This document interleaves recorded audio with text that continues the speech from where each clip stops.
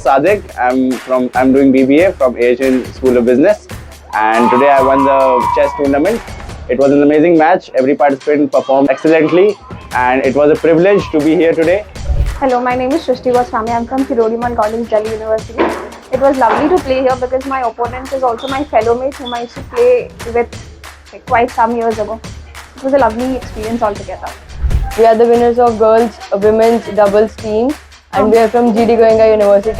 Thank you for organizing this event, and we are feeling very good because overall our experience was so nice, and thank you once again. It was a great experience, and thank you for the management and the coordinator.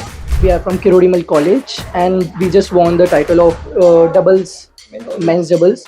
The match was great. We went 2-0 up, and we had a strategy before the match that I'll only serve and support. He's the one who's gonna attack. This is Pulkit Yadav, and I'm a third year student from Asian Law College. I was participating in a carom, and I won the carom. It was a very good event. We won the doubles match. Okay, thanks to Pratham.